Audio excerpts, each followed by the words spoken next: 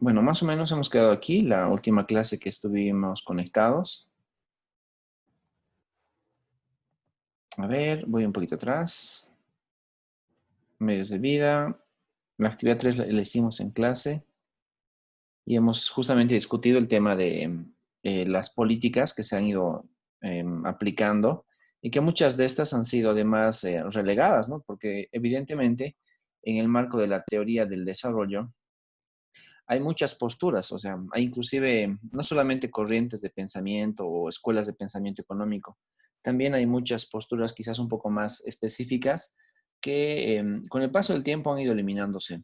Por ejemplo, sobre todo aprovechando esta idea de la actividad 3 que le hicimos, creo que el miércoles pasado también más o menos. Em, por ejemplo, chicos, ¿qué saben ustedes sobre algunas posturas, sobre teorías o conceptos de la economía del desarrollo que quizás, no sé, nunca las hemos estudiado en los libros, pero ustedes saben que existen? ¿Conocen de algo, chicos? Solo escuché de la economía circular, pero en una Ah, ok. materia de ADNI.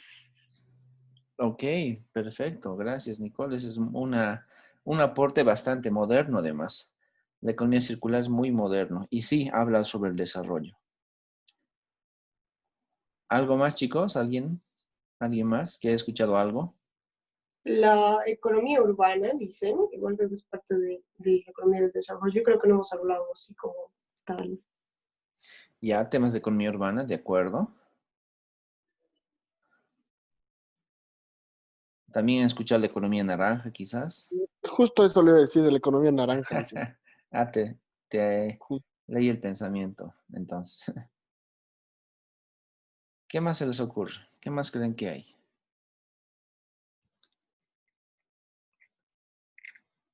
En Bolivia, en los últimos 14 años, ¿qué tipo de economía del desarrollo creen que se ha ido aplicando?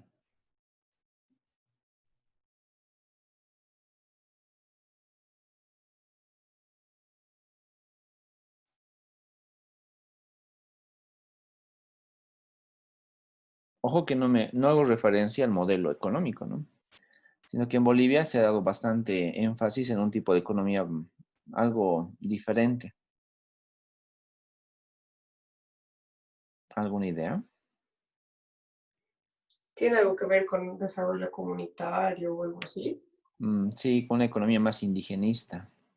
Ajá, no sé qué nombre es, la verdad, pero más o menos por ahí. No, creo que forma parte del mundo de las teorías de indigenistas sobre todo.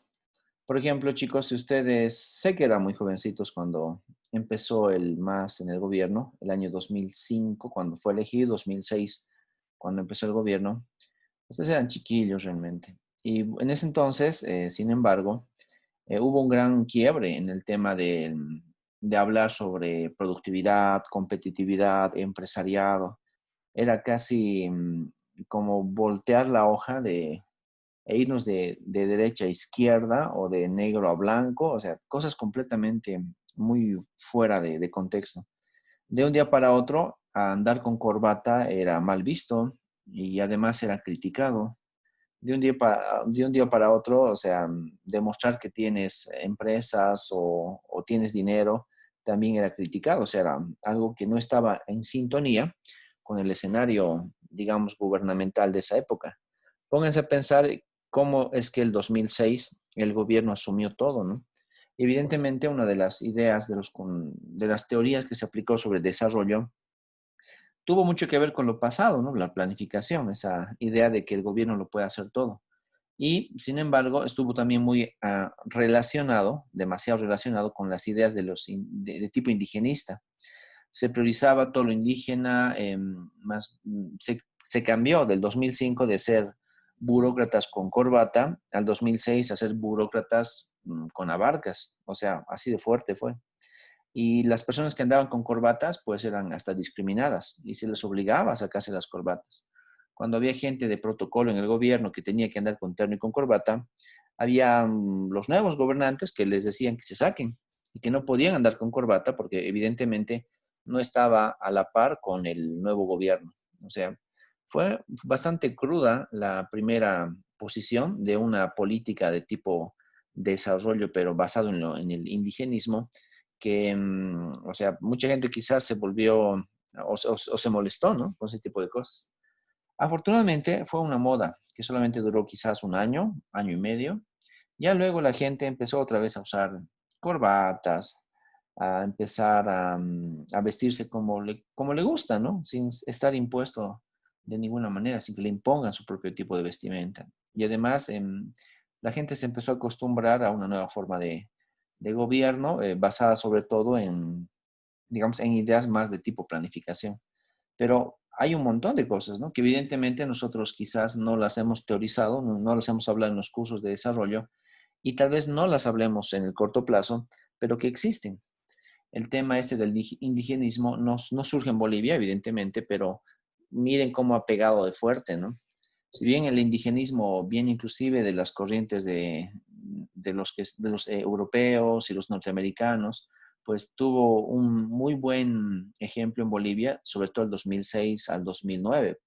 En esos 3 años se hicieron muchas cosas de tipo de economía indigenista, ¿no? Se priorizó al indígena, se lo identificó como no sé, el sujeto sobre el cual había que trabajar y por lo tanto se discriminó a quien no era indígena. O sea, realmente se logró un avance en ciertas medidas, pero también un retroceso en otras.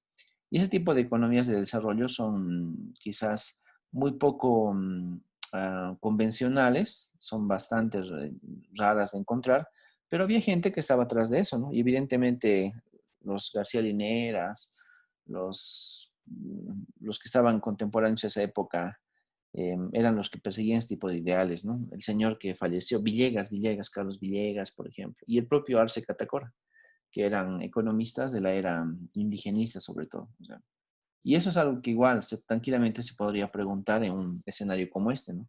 Cuando hay un filósofo que evidentemente está tocando muchos puntos que en el pasado funcionaron, pero de forma muy esporádica, pero con el paso del tiempo quizás uno se olvida y ya. La pregunta es, ¿será que realmente hay cosas que nos hemos olvidado? ¿Será que se ha ignorado el indigenismo como base para ver temas de planificación? ¿O será que inclusive hemos ignorado experiencias como las que les ponía acá, el tema del feminismo, ¿no? ¿Será que el feminismo realmente tiene un corte político o también puede ser un corte económico?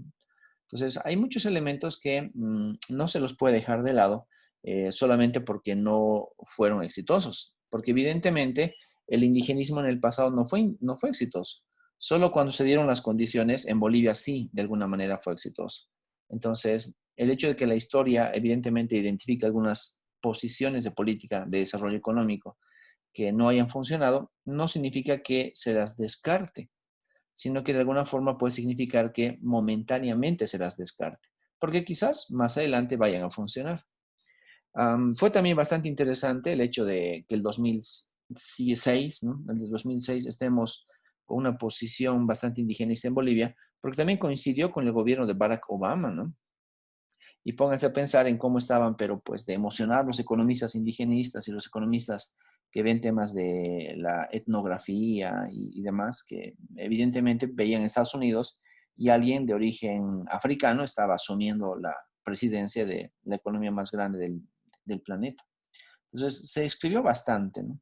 Claro que con el paso del tiempo y sobre todo con la madurez económica de Estados Unidos, pues no sé, no se dio mayor quizás mayor profundidad sobre esos escritos. Barack Obama asumió, fue un buen presidente, hizo lo que tenía que hacer, hizo sus cosas y luego ya, listo, pasó a la historia. Pero no se empezó a generar, digamos, unos movimientos subversivos o algo así respecto a que alguien de origen africano asuma una presidencia y ya. No fue como el caso del fanatismo en Bolivia, porque aquí sí se habló bastante del fanatismo hacia lo indígena que de alguna forma se quedó, pero fue un escenario completamente diferente. Entonces, en Estados Unidos fue importante los primeros meses, quizás, hablar de Barack Obama, ver cómo él en su juventud estaba no sé, en su pueblo ahí, natal de su abuelita, en África, en Kenia, ¿verdad? De Kenia son ellos. Y bueno, pues con el paso del tiempo no le dieron mayor importancia, se preocuparon por temas de Estado y ya se quedó ahí la idea de la parte de la economía indígena y demás. En Bolivia pasó un poquito, en Perú un poquito también, así que Cada zona tuvo algo que ver, pero son temas que pues todavía no se los estudian en los libros que vemos, ¿no? Y por ahí va más o menos esto. Y justo veíamos este punto que nos hacía referencia a que evidentemente han habido personas como esta, a ver, lo marcamos, como Naila Kaber, que evidentemente es una persona feminista, ¿no? Que empezó a dar mucho que hablar en los años 90 sobre su posición respecto al desarrollo, ¿no? Evidentemente preguntando si el desarrollo económico y la planificación del desarrollo estaría olvidando o estaría dejando de lado a las ideas feministas, ¿no? Si realmente era como ellos pensaban, que era un escenario bastante machista.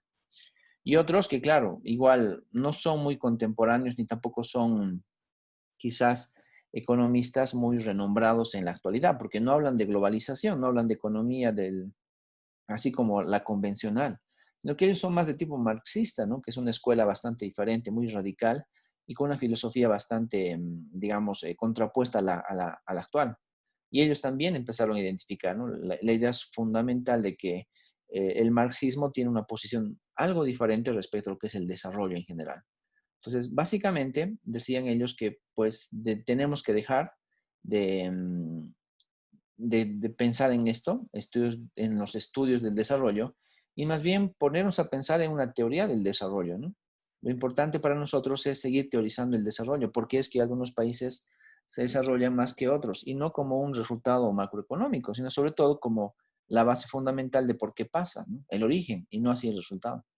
Y ese tipo de puntos de vista evidentemente parecen bastante lógicos, pero no son tan lógicos cuando vemos las políticas que aplican los países en general, dado que muchos países, incluidos Bolivia, aplican políticas de desarrollo económico, pero no pensando quizás en la razón de ser que es el ciudadano, sino quizás más pensando en los resultados económicos de largo plazo, ¿no?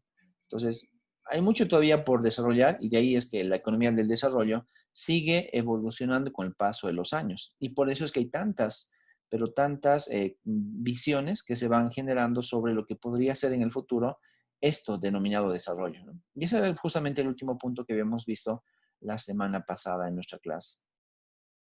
Luego les comentaba, igual de forma muy rápida, que también podemos hablar sobre los medios de vida, ¿no? Y hablar también sobre los enfoques de medios de vida. Entonces tenemos el enfoque de medio de vida que, como les comentaba, es un punto de vista de cómo deberíamos vivir. O sea, nos estamos poniendo un enfoque bastante normativo. Es como si les preguntara a ustedes, y seguramente responderían así desde un punto de vista normativo. ¿Cómo deberíamos vivir en sociedad los cochabambinos, por ejemplo? Es una pregunta amplia, ¿no? Bastante abierta.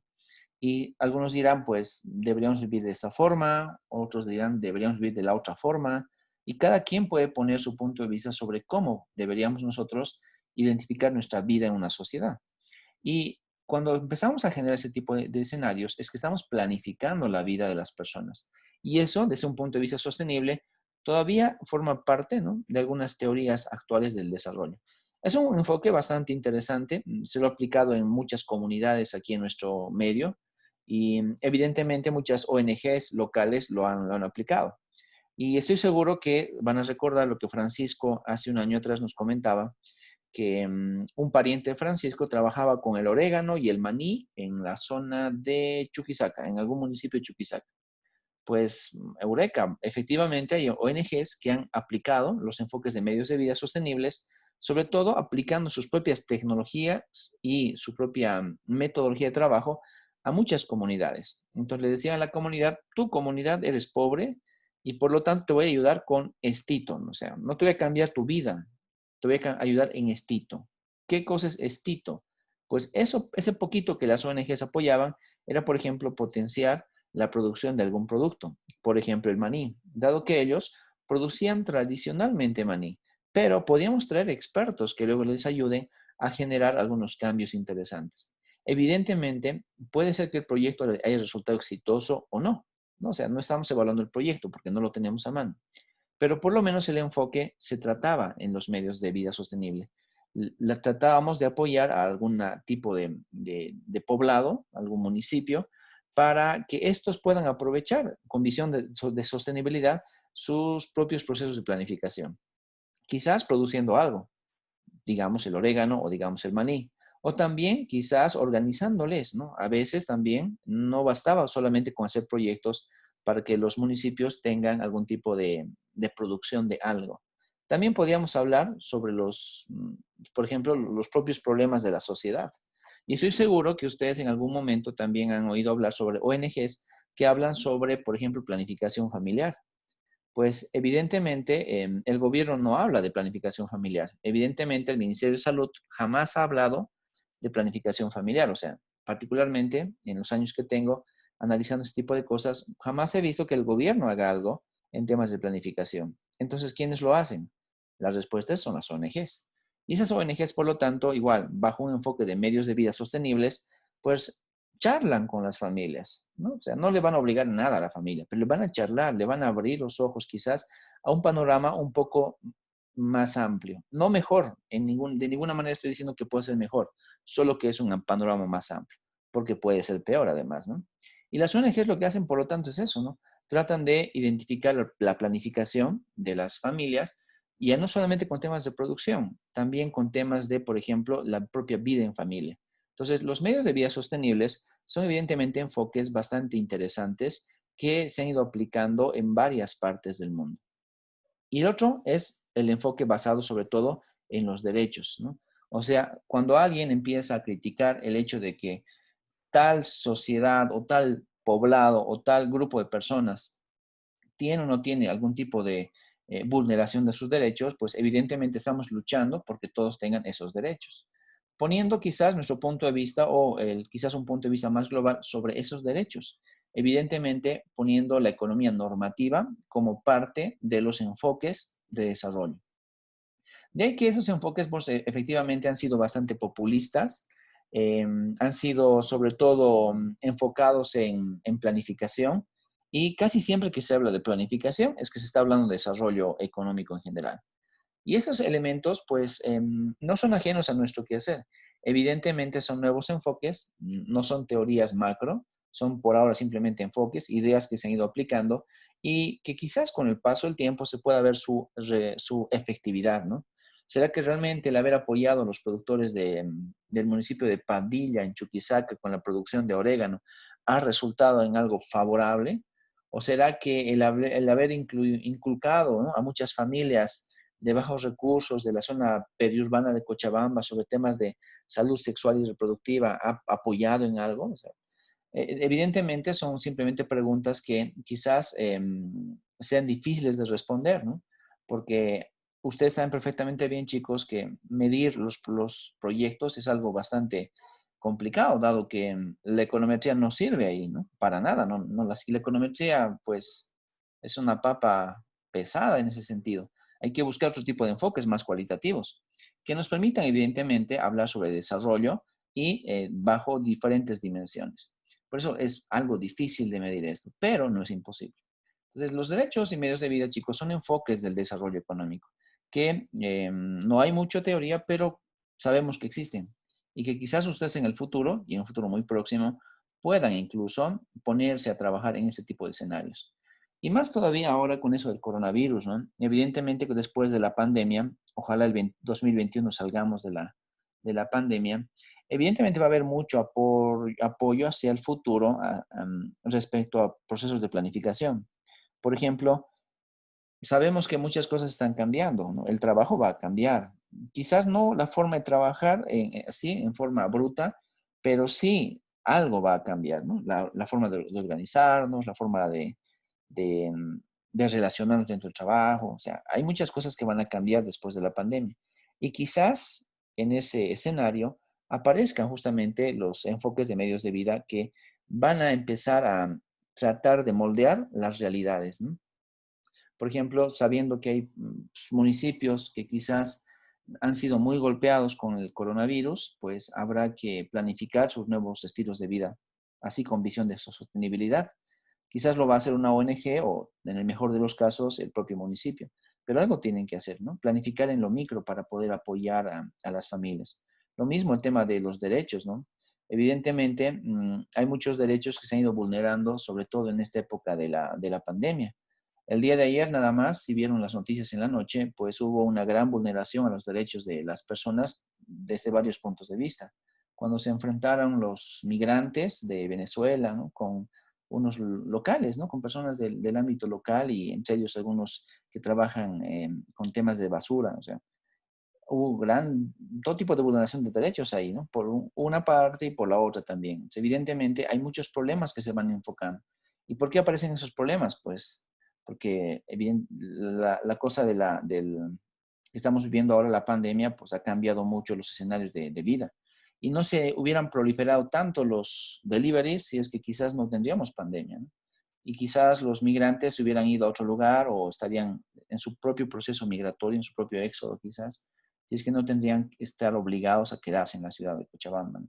Entonces hay muchas cosas que con el paso del tiempo vamos a tratar de seguramente de afectar y los enfoques, ¿no? En derechos y medios de vida son quizás los primeros en ser aplicados para apoyar temas de desarrollo. Y bueno, ahí van, son algunos enfoques adicionales que forman parte de las teorías, ¿no? Modernas sobre todo. Y justamente aquí habíamos quedado, en el tema de la ética. Pues esos enfoques, como les decía, son por ahora puntos de vista, básicamente nos hablan sobre la parte normativa, ¿no? O sea, tal como dice la primera línea, ¿no? No representa solamente lo que es, ¿no? Lo que funcionará, sino que sobre todo nos está indicando que hay ciertas cosas que deberíamos hacer y ciertas otras cosas que no.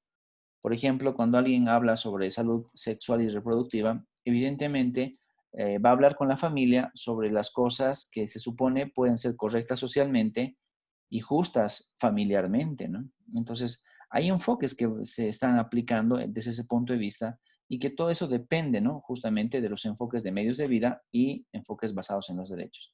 O sea, son temas eminentemente normativos.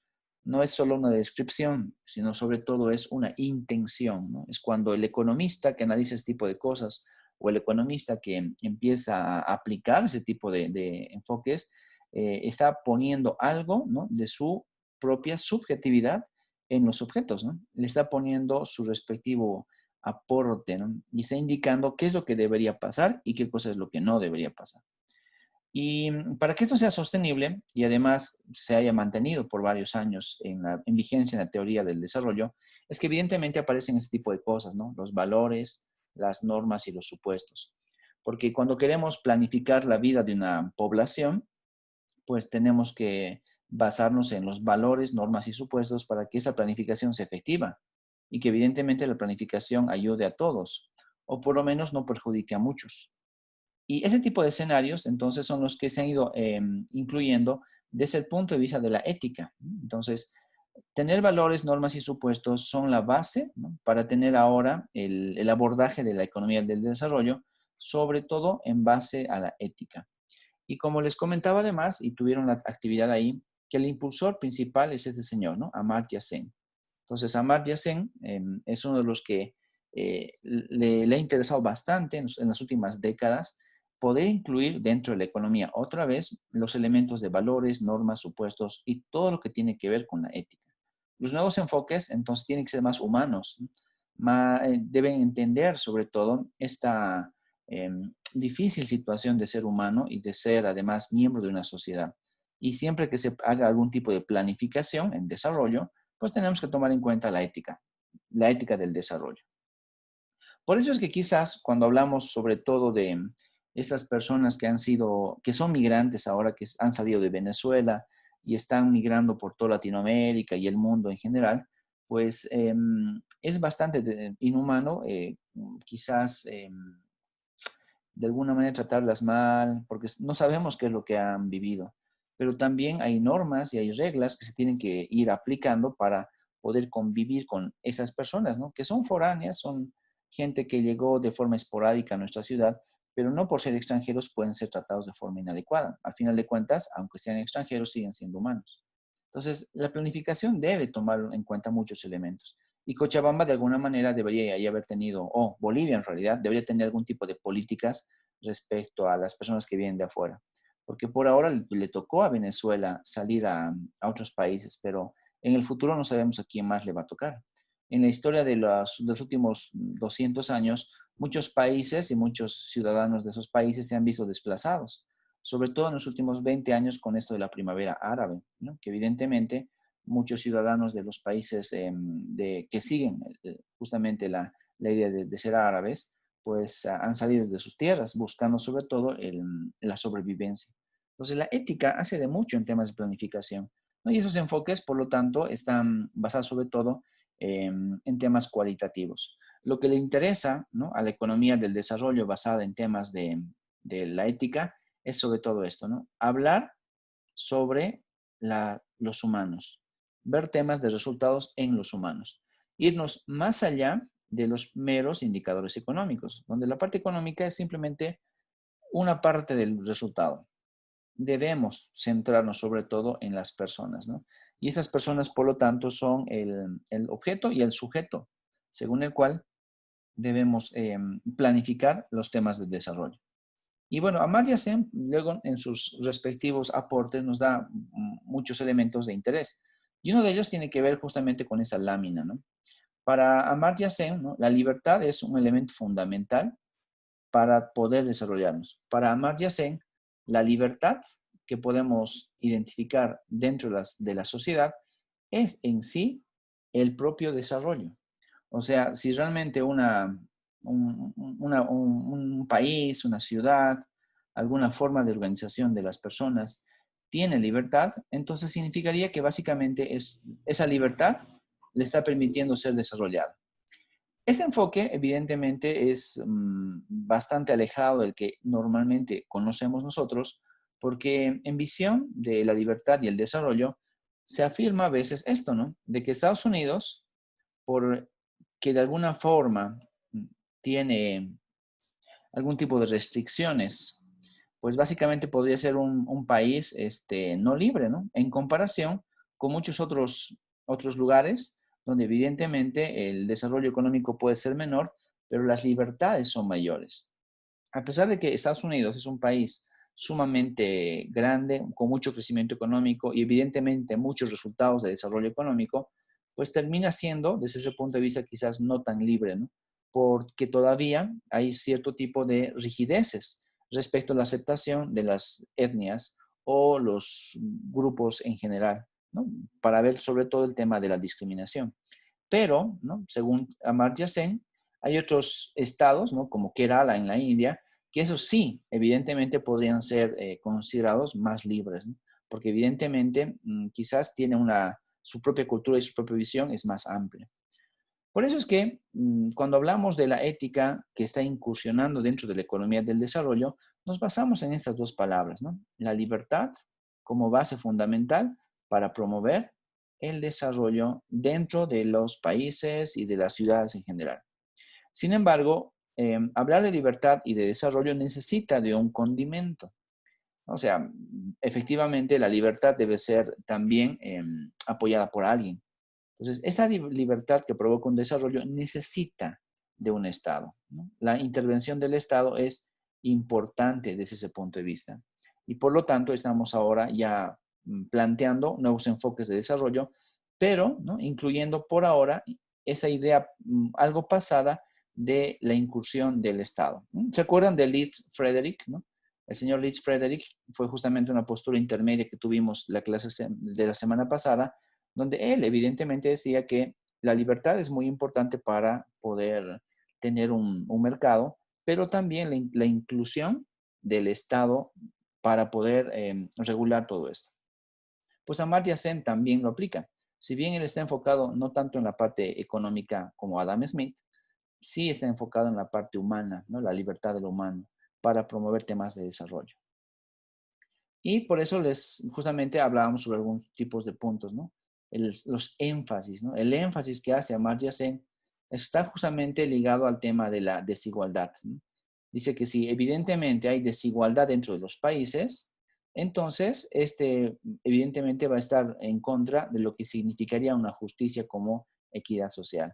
En otras palabras, la equidad, ¿no?, se basa en la igualdad de oportunidades, así como lo complementa después Rawls, ¿no?, John Rawls, que es otro de los filósofos que está también ligado al ámbito de la libertad como base para el desarrollo. Entonces, cuando hablamos de ese tipo de escenarios, pues hay mucha mezcla, ¿no? Hay demasiada mezcla entre lo que nosotros tratamos de entender como una parte económica, como una parte social o como una parte filosófica. Y es difícil, ¿no?, identificar los límites de hasta dónde vemos lo económico, lo social o filosófico. Tal es el caso que, tomando en cuenta Zen y utilizando a John Rawls, evidentemente estamos con una postura filosófica. O sea, ya hablamos del todo. Y ese todo entonces puede ser la base para que luego las corrientes de desarrollo económico vayan generando sus propios avances, ¿no? Entonces Rawls, desde un punto de vista meramente filosófico, también apoya la idea de la libertad. Y esas libertades basadas, por ejemplo, en la equidad para tener, sobre todo, oportunidades. Esto me recuerda, chicos, a lo que habíamos hablado también hace varias semanas atrás sobre la idea de el desarrollo en los países en general y el desarrollo en los países árabes, ¿no? Y evidentemente, otra vez, desde un punto de vista filosófico, sí se denota de que esa libertad árabe, pues no es tan libre, ¿no? No hay tanta libertad árabe, porque ellos evidentemente no generan una igualdad de oportunidades hacia todas las personas, porque los hombres son diferentes a las mujeres en esa cultura, ¿no? Y eso es lo que evidentemente nos llama la atención. Por eso es que el retorno de la ética no ha sido quizás algo tan fuerte. Sí le permitió ganar un premio Nobel a Amartya Sen hace varios años atrás. Sí permitió nuevas corrientes de economistas que hablan sobre los aportes de Amartya Sen, la libertad en general dentro del desarrollo de la economía, pero aún así sigue siendo una teoría quizás inferior, ¿no? Si lo podemos poner, si lo podríamos poner en un escenario de una clasificación, ¿no? La economía de tipo neoliberal sigue estando arriba, la globalización y todo lo que es el comercio. En segundo lugar, aparecen ese tipo de teorías que son bastante globales, pero que todavía no están como hegemónicas. Y Amartya Sen, por lo tanto, a pesar de que es muy conocido, a pesar de que ha estudiado en Inglaterra y a pesar de que ha tenido tantos éxitos en lo que es la economía del desarrollo y el desarrollo en sí, pues todavía sigue siendo una teoría menor, ¿no? Hasta que quizás en el futuro podamos ver una masificación de los aportes de Sen y sus seguidores y quizás podamos hablar del desarrollo, ¿no?, de la economía efectivamente basada en las libertades. Por ahora se sigue mezclando la libertad con temas de libertad de mercado, pero no se habla tanto de la libertad como esta igualdad de oportunidades, que quizás podría ser un enfoque bastante más adecuado. O sea, y claro, eso lo digo yo porque evidentemente sabemos que la economía basada en la ética no es algo fundamentado, no es algo formalizado, sino que sigue en proceso de construcción y sigue en un proceso de formalización todavía, ¿no? Muchos años después, pero seguimos en ese proceso. Quizás en el futuro ya se logren algún tipo de acuerdos, ¿no?, algún tipo de resultados concretos. Pero mientras tanto, esto de la ética sigue siendo un puntito más que está contribuyendo al análisis del desarrollo en las naciones y en las ciudades en general. Y por ese motivo es que lo que sigue predominando es el mercado y el Estado, ¿no? Y ese era un punto que igual les había pedido que lo revisen, porque evidentemente hablar del Estado y del mercado es hablar de dos grandes grupos, ¿no?, de instituciones que evidentemente están muy relacionados, ¿no? La forma en la cual las personas forman parte de un mercado, pues es bastante específico y lo podemos nosotros básicamente entender vía las fuerzas de mercado, pero también, ¿no?, las personas están relacionadas, amparadas en un Estado. Los estados son, por ahora, las formas por las cuales las sociedades se están organizando. Por eso es que aparece, por ejemplo, esta primera gran cita, ya es una gran cita, que lo que nos dice sobre todo es que la principal forma de organización de los seres humanos es vía un Estado. Entonces, los estados son la parte fundamental para poder entender cómo está determinado grupo de personas. Y además es muy contundente con este de hecho en adelante, que nos dice que evidentemente podemos esperar que todo el mundo debiera dividirse en estados. Y esa división en estados, pues podría ayudarnos a entender mejor y además no solo entender cómo está la sociedad, sino a organizar a esa sociedad. ¿Y para qué la organizamos? Pues básicamente para cumplir sus propios objetivos e intereses como sociedad, como por ejemplo desarrollarse. Entonces, el Estado y el mercado son dos entes sumamente importantes para la economía del desarrollo. Otra vez volviendo al tema del mercado. ¿Por qué será importante el mercado? Pues porque evidentemente, ya sea un mercado grande o pequeño, un mercado desarrollado o quizás un mercado que está desarrollándose, pues sea como sea, los mercados son principalmente escenarios donde las personas confluyen, sean personas ricas o personas pobres. Y además el mercado puede ser de alguna manera un redistribuidor de riquezas, ¿no? Vía el mercado podemos generar riquezas para ciertos grupos. Y no siempre esos grupos se quedan como ricos toda la vida. A veces surgen nuevos grupos. Entonces, cada temporada o cada periodo de tiempo podemos identificar que los mercados son buenos catalizadores de la riqueza de las sociedades. Y el Estado está ahí para regular, ¿no? El Estado está ahí justamente para poner orden en la vinculación de las personas vía el ente denominado el mercado. Los mercados son justamente, ¿no?, sistemas de intercambio y que a veces pueden ser muy rústicos y por lo tanto hablamos de un mercado del trueque, pero también pueden ser mercados medianamente sofisticados o muy sofisticados, donde ya incluimos elementos como por ejemplo el dinero. Pues un mercado es lo que nosotros hemos estudiado por tantos años, ¿no? Es un lugar donde los compradores y los vendedores se reúnen para generar algún tipo de intercambio. Entonces, normalmente vemos el dinero y claro, muy pocas veces vemos temas de trueque, ¿no? Ya es, el tema del trueque ha sido superado con la evolución del mercado, dado que esta evolución del mercado implicaba definir lo que es el dinero. Entonces, estos mercados, ¿no?, son mecanismos que están sobre todo regulados por sus propias fuerzas, ¿no? Un mercado, decimos, que es aquel lugar donde están funcionando las fuerzas de la oferta y la demanda. Esa es sobre todo la función según la cual podemos entender al mercado. A diferencia del Estado, el mercado quizás es un poco más simple de entender, ¿no? A diferencia del Estado, podemos tener muchos mercados y cada mercado muy específico en sí. Y además, a diferencia del Estado, los mercados permiten, lo que les decía hace rato, de alguna forma plantear escenarios de redistribución de los ingresos. El Estado no distribuye ingresos, ¿no? El Estado más bien te da el escenario para que tú generes tus ingresos a tu respectivo nivel, pero el mercado te puede ayudar eventualmente a mejorar ese tipo de relaciones de generación de intercambio, generación o intercambio de ingresos. Y ahí les ponía esa pregunta, ¿no? La actividad número 4, que fue una actividad de plataforma del pasado jueves. Les decía, bueno, pues pasen minutos, por lo menos 10, reflexionando sobre esto que hemos hablado, sobre el Estado, ¿no?, que básicamente nos dice que es un elemento muy importante, y también sobre el mercado. Cuando hablamos del Estado, Dunleavy es quien nos propone la definición. Cuando hablamos de mercado, pues si bien es Haywood, también el mercado se define de una forma bastante genérica, ¿no? Y volvemos un ratito atrás. Recuerden, Dunleavy, aquí está. Dunleavy, o como se lea, chicos, depende de ustedes. Evidentemente nos da una definición de lo que es un Estado. Y además de la definición nos da ahí una importancia del Estado y la forma por la cual el Estado es justamente la manera por la cual la sociedad se está organizando. Y luego Haywood evidentemente nos da la idea del mercado, que nosotros ya la conocíamos, ¿no? No es una idea nueva, sino que simplemente estamos recordando lo que para nosotros es un mercado, ¿no? Y ahí están las dos ideas. Y las preguntas sobre estas dos definiciones eran básicamente las siguientes. Una es si están de acuerdo con las definiciones en general.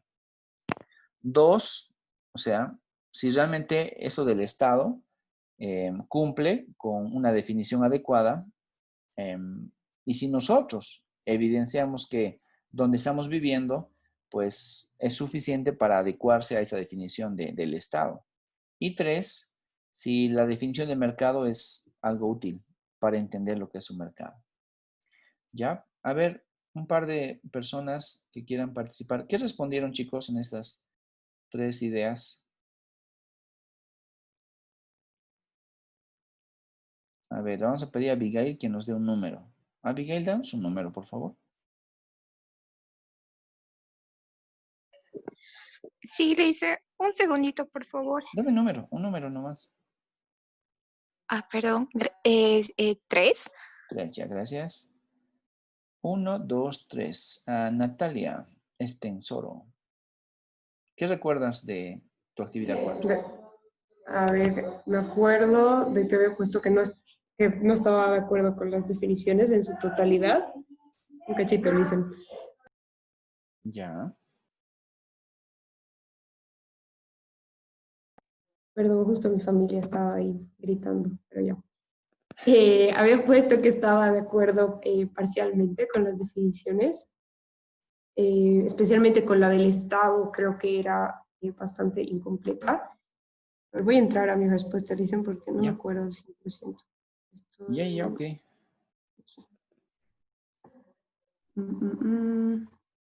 Sí, especialmente con la definición de Estado, como que no estaba totalmente completa, ya que definir al Estado es bien subjetivo, digamos, y o sea, en realidad es bien difícil de delinear, especialmente el tema de cuáles son las responsabilidades y las actividades del Estado, porque igual yo creo que eso va a diferir, o sea, difiere de país a país, ¿no? Porque, no sé, tal vez en los países donde el Estado es súper grande y están así, no sé, controlados, como en China, por ejemplo, como que el Ajá. Estado es totalmente distinto a un Estado como en Bolivia, digamos, un Estado en Estados Unidos, como que va difiriendo, ¿no?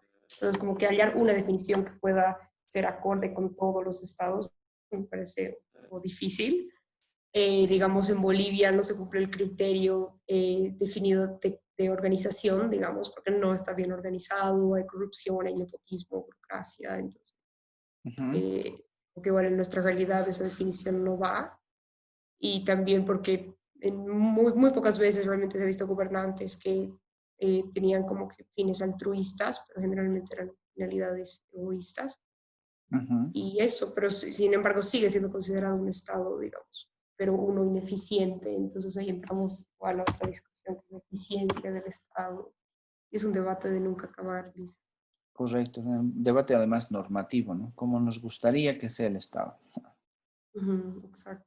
Ok, gracias, Natalia. Dame un número, Natalia. 5. Ya. A ver. 1, 2, 3, 4, 5. 5, Abigail. Hasta son 8. Abigail, ¿ahí Sí. estás? Sí, le hice. A ver, ¿qué nos comentas de tu actividad 4? ¿Qué has respondido tú? Bueno, yo primero he tomado otras definiciones, aparte de las de que planteó usted al final, o sea, la definición de CEN de las desigualdades son la falta de libertad por diferencias de oportunidades y demás, pero específicamente, y también la definición que tenía Rawls de lo mismo, pero con respecto justo a lo que acaba de mencionar, es que yo puse que consideraba que la definición de mercado es bastante acertada, sin embargo, que no mencionaba el Estado, ¿no? Por otra parte, considero que hay más criterios que definen el Estado y sus funciones, por lo que si bien estoy de acuerdo con los criterios que se proponen, considero que se están ignorando algunos y podría ser que se sesgue la definición. ¿Hice la primera pregunta o todas? A ver, los demás, ¿qué más pusiste? Luego decía, ¿no? Que el Estado del que es ciudadano cumple con todos los criterios de Dunleavy, ¿sí, no? Y si eso significa que es un Estado. Y bueno, puse, ¿no? ¿Cuáles eran los criterios de Dunleavy? Y puse el Estado boliviano según la Constitución Política del Estado en el artículo 9 y he puesto cuáles son las funciones que da según ley, ¿no? Entonces he puesto todas las definiciones que tendría, funciones y criterios que estaría cumpliendo el Estado. De manera que, o sea, y mi conclusión es de manera que en teoría el Estado boliviano sí cumple con los criterios establecidos. Sin embargo, a pesar de su alto poder y legitimidad, en la práctica es cuestionable y en algunos casos no se cumple parcialmente los criterios que se mencionan. Y finalmente, ¿qué tan útil es la definición de mercado según Haywood? Yo puse que la definición de mercado, según Haywood, en general es bastante acertada, sin embargo, no tomaba en cuenta a lo que es el Estado. Y eso sería todo, Lice. Ya, gracias, Abigail. Ok, a ver, y una persona más. Abigail, otro número dame, por favor, que no sea 3.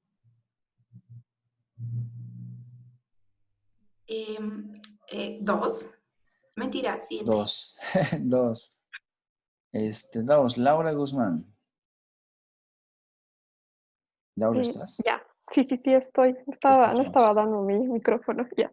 Ok. A ver, entonces, yo he puesto que no estaba de acuerdo con la definición de Dunleavy, no sé si se pronuncia así, pero básicamente por el hecho de que menciona que el Estado tiene que ser sí o sí moderno y occidental, y eso me parece que limita mucho, digamos, las opciones de tipos de gobierno que pueden haber y eso, aparte de la idea de la autoridad unificada, o sea, que debería haber una sola autoridad, digamos, que represente los intereses de toda la población. Y por ese tipo de cosas, digamos, específicas que dicen la definición, he pensado que o sea, no sería una correcta definición de Estado porque, digamos, por ejemplo, Bolivia no cumpliría con varias de esas cosas por la idea, digamos, de, uno, las autonomías, que o sea, por un lado, sí es como que ya sabes que es el gobierno, que es una sola autoridad y todo eso, pero cuando pones las autonomías y hablas ya de descentralización del poder, medio que estás yendo en contra de la idea de una sola autoridad que rija todo, y eso, digamos, va en contra. Y aparte está la idea de que en la misma constitución política del Estado, digamos, de Bolivia, um, se reconoce lo que es el gobierno o autogestión de las mismas comunidades indígenas sobre sí mismas. Entonces ahí también, digamos, difiere con la idea de una sola autoridad y también difiere con la idea de lo que sería la idea occidental o moderna, digamos, porque de alguna forma se mantienen las tradiciones de las etnias de Bolivia. Entonces, por ese tipo de cosas he dicho que tal vez no sería correcta esta definición, porque aunque Bolivia no cumpla con todas estas cosas, igual es reconocido como un Estado, e incluso la definición moderna de Estado, digamos, ahora se considera un territorio con población y con soberanía. Entonces es como que son características mucho más amplias, pero que de todos modos engloban lo que se tendría que entender por Estado. Entonces, otra vez, como decía Natalia, no es un poco subjetivo al final la definición de Estado, pero yo he pensado que por ese tipo de cosas tal vez esta definición no sería completamente correcta. Y respecto al mercado, he dicho que a mí sí me parece que sería una definición, o sea, bastante completa, porque dentro de todo engloba todos los tipos de mercado que se tienen, digamos, en la economía actual, pero que solo se refiere, digamos, a lo que serían los libres mercados y creo que está muy enfocado a lo que sería solo la competencia perfecta y no está considerando todo lo que sería, digamos, los fallos de mercado que en la realidad sí se dan. Entonces es un concepto muy teórico, como que teóricamente el mercado debería funcionar así, pero en la vida real no se da, porque en la vida real hay externalidades públicos, hay otro tipo de fallos del mercado que no necesariamente se regulan, digamos, con las fluctuaciones en precios de demanda y oferta, sino que también hay otros factores, digamos, que influyen y que tal vez le falta eso a la definición, aceptar que hay más factores más allá de la oferta y la demanda, porque el mercado competitivo es un concepto muy teórico que no se da en la realidad. Ya, sí, ok, tienes razón. Ok, gracias por las 3 participaciones. Y alguien que quizás haya respondido algo diferente a eso, chicos. En general tenemos 2 que son posturas que han criticado y una tercera que ha criticado, pero también ha apoyado. ¿Alguien que haya pensado diferente, chicos?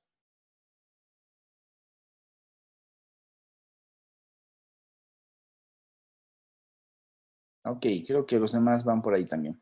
De todos modos, voy a revisar luego la actividad 4, lo voy a leer y vamos a ir comentándola. Ok, esta era más o menos la introducción a la actividad del jueves, ¿no? La 4 y la tarea 5 además. Y hablando de las 5, vamos a ver otra vez el tema del Estado. Y bueno, básicamente, la segunda parte de este punto número 5 nos dice que vamos a hablar del mercado y del Estado, pero esta vez hablemos principalmente del Estado. O sea, ¿cuál es el rol del Estado después del año 1945? Sobre todo porque evidentemente estamos hablando de un nuevo escenario de la economía mundial, donde evidentemente muchas cosas han cambiado. Y podríamos decir quizás que es la economía ya de tipo actualizada o modernizada, cuando identificamos las formas de gobierno que se han ido generando luego del año 45. Y claro, tomamos el año 45 por obvias razones. Justamente coincide con, con la culminación de la Segunda Guerra Mundial. A ver, ¿qué cosas nos llaman la atención simplemente para empezar? Una de las primeras ideas es que estos quizás imperios que sucedían y estaban todavía vigentes hasta la Primera Guerra Mundial, pues ya empezaron a desaparecer. Muchos de esos imperios pues simplemente fueron absorbidos y se dividieron, se convirtieron en muchos países y sobre todo después del año 45, la gran hegemonía de Estados Unidos en el dominio económico del mundo, peleado claro con la Unión Soviética, pues provocó un gran impulso hacia las democracias, hacia los libres mercados, hacia el comercio internacional. Y eso justamente ha permitido identificar esto que estamos viendo en este capítulo, el desarrollo internacional. Pues muchos países, a partir de sus posturas democráticas, de libre mercado y sobre todo economías de tipo liberal, con neoliberalismo de por medio, pues fueron una gran forma, ¿no?, de identificar al Estado, ¿no?, y el papel del Estado dentro de la economía. Normalmente es regulador. Y de alguna forma, por lo menos en la década de los 60, hasta los 60, además ser el Estado ser una de las principales fuentes de impulso de la economía, ¿no?, con esto de las posturas de Keynes y sus allegados. Entonces, lo que nos interesa en este caso es justamente hablar sobre ese punto. Y claro, la otra cara de la moneda, los otros tipos de estados que se han ido generando, quizás eran más ligados a los estados de básicamente China, la URSS, y quizás Corea del Norte, ¿no? Eran 3 países. Y Cuba de alguna manera. 4 países en total, donde esos 4 países quizás eran la antítesis de lo primero y que estos estados de tipo socialista y comunista pues tenían un gran papel, ¿no?, donde básicamente el gobierno, que era la forma de administrar el Estado, el gobierno es quien tomaba las decisiones por toda una población. Entonces, la teoría del Estado, por lo tanto, por ahora la vamos a utilizar de estos 2 puntos de vista. Y tomando en cuenta sobre todo el enfoque y el impulso de los keynesianos en los primeros casi 15 o 20 años después del año 45, aparece, ¿no?, un gran término que se ha ido generalizando luego con el paso de los años, que básicamente es esto, ¿no? Es el estado de desarrollo, haciendo referencia al papel que juega el Estado dentro de la economía de un país. Entonces, el país evidentemente tiene a su organización en el Estado, donde este es el que está promoviendo el desarrollo en general, pero tiene digamos, una colación más, y es que es el Estado de desarrollo de tipo capitalista, donde en este caso el capitalismo, o sea, el Estado de desarrollo capitalista, es aquel ligado al mercado, ¿no?, volviendo sobre todo a esas ideas del libre mercado, las ideas de Adam Smith, las ideas donde el capital tiene que acumularse y demás. Entonces, el desarrollo capitalista tiene un gran padrino que básicamente podría ser el propio Estado. Y algunos politólogos, en este caso es un politólogo al que hacemos referencia, como por ejemplo Chalmers Johnson, se lo identifica como un politólogo muy influyente en los años 80, que evidentemente indica que hay un país que tiene un capitalismo muy desarrollado, muy próspero además, pero que tiene sobre todo un gran apoyo por la parte estatal, ¿no? Y hablamos por lo tanto del Estado de desarrollo capitalista enfocado sobre todo en el Japón. Y lo que este politólogo analiza sobre todo es las características que tiene el Japón para poder promover el desarrollo internacional y poder promover, ¿no?, un desarrollo capitalista, pero con un fuerte apoyo de tipo gubernamental sobre todo. O sea, y Japón en los años 80 pues era quizás el país más innovador y dejaba con muchos años de rezago a sus directos competidores, donde uno de ellos evidentemente era Estados Unidos. En Japón fue un muy buen ejemplo a seguir en los años 80 de lo que significa el desarrollo del país en general. Y si hablamos de un desarrollo industrial, el mejor alumno fue pues Japón en los años 80. Ya para los años 90 y 2000 ya podemos discutir quiénes son los líderes, ¿no? Pero por lo menos en los 80 estaba claro que Japón era quien dominaba el escenario mundial, sobre todo a partir del desarrollo capitalista, ¿no? Ahora, ¿por qué decimos desarrollo capitalista? Pues porque las fábricas japonesas eran las que nos daban la mayor cantidad de productos en el mundo.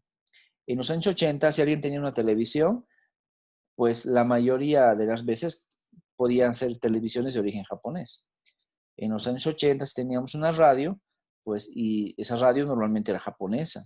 Si teníamos algún tipo de electrodoméstico, normalmente eran japoneses. Y por lo tanto, entonces el capitalismo que se generó en el Japón fue tan fuerte que las empresas estaban presentes en prácticamente todos los continentes. Y ahí es justamente donde queremos llegar a un ejemplo del estado del desarrollo del capitalista basado en este ejemplo. Este politólogo nos plantea varias características, ¿no?, de lo que significa el estado del desarrollo. Y uno de ellos tiene que ver justamente con el punto más importante, ¿no?, que el desarrollo económico es una prioridad para el Estado. O sea, el Estado va a poner como parte de sus políticas económicas y sus estrategias económicas y todo lo que tenga que ver con lo económico, básicamente al desarrollo. Lo que buscan es desarrollarse.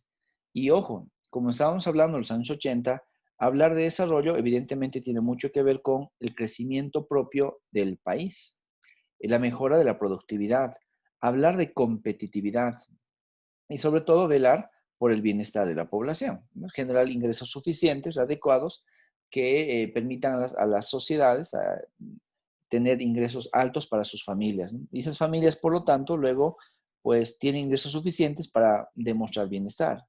Y ahí decimos luego que viven bien, ¿no?, evidentemente. Entonces, la idea es esa.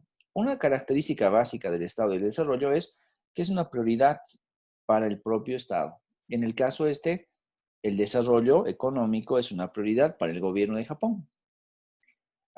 Otro elemento importante del desarrollo tiene que ver con que el Estado apoya, ¿no?, el tema de la propiedad privada.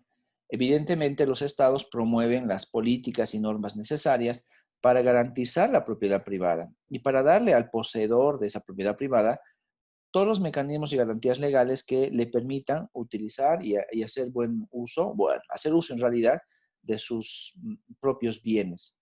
Y además, esto de la propiedad privada está directamente relacionado con el ámbito del mercado, porque evidentemente cualquier persona puede acceder a algún producto, puede poseer algún producto, porque viene de un mercado, ¿no? Hay un mercado para todo, para casas, para automóviles, para cualquier tipo de elementos. Las propiedades privadas y los mercados, por lo tanto, estaban regulados y apoyados, sobre todo regulados en el sentido de que no haya una fuerza que los altere como monopolio, pero regulados también porque permitían que los actores económicos dentro del mercado tengan confianza en el mercado. Y ese tipo de elementos que provocaba un Estado, pues, eran también prioridades, dado que los mercados funcionan. Y en el Japón, evidentemente, su mercado funciona bastante bien. ¿No? Un mercado para 80 millones de habitantes en los años 80, pues era un mercado bastante grande, que necesitaba mucho orden. Y ese orden estaba impulsado por el Estado. Además, nos dice que una característica es que el Estado también es un ente vivo, ¿no? Es un ente que está funcionando, porque el Estado consulta y coordina con las entidades privadas. Y básicamente lo hace, por ejemplo, a partir de sus propios brazos operativos. Entonces, el Estado no solamente va a regular y va a darnos las formas y garantías necesarias para que desarrollemos nuestra actividad privada. También el Estado va a coordinar con el sector privado para que evidentemente puedan aplicar políticas que beneficien a todos. Entonces, una idea fundamental del Japón en los años 80 es que dialogaba continuamente con su sector privado. ¿Para qué? Para esto, para formular políticas, ¿no? Y esa es la idea fundamental por esos puntos del análisis de Chalmers Johnson. Además, algo que es bastante interesante de hablar es que los burócratas estatales, o sea, estamos hablando de todos los empleados públicos que trabajan en instancias gubernamentales, Dice que estos burócratas estatales son los que gobiernan, ¿no? Recuerden que el gobierno es la forma de administrar el Estado. Los burócratas estatales son los que están gobernando. Además, los políticos están básicamente tomando decisiones a partir de la máxima capacidad de toma de decisiones. O sea, estamos hablando de que los políticos básicamente reinan dentro de su territorio. De modo tal que esta jerarquía de toma de decisiones permite que los burócratas respondan adecuadamente a las necesidades de la población. Y además permite esta pirámide de toma de decisiones que exista un sistema estable, que básicamente el sistema económico y social dentro del país sea algo básicamente estable. Así que no estamos aquí identificando, menospreciando la actividad de los burócratas estatales versus los privados, porque al final de cuentas ambos coordinan de manera conjunta, sino que simplemente le damos el lugar a los burócratas, entonces le damos el lugar que merecen dentro de la actividad económica de un país, y los políticos, que son los que toman las decisiones mayores, pues están también bien identificados y se les da un lugar y se hacen carrera de políticos de muchos años, con el fin, sobre todo, de atacar a esto que hace minutos atrás hablábamos, el problema de la eficiencia gubernamental. Entonces, entre algunas características justamente citamos esa, de que cada político y cada burócrata tiene un papel fundamental dentro de la actividad económica y eso garantiza que el sistema funcione. Y por eso es que el Japón, ¿no? En los años 80, 90 y hacia adelante, a partir de un gobierno fuerte, siempre pudo hacerle frente a los problemas económicos que todos los demás países hemos vivido. Y finalmente, otra de las características fundamentales es que invierten bastante en educación.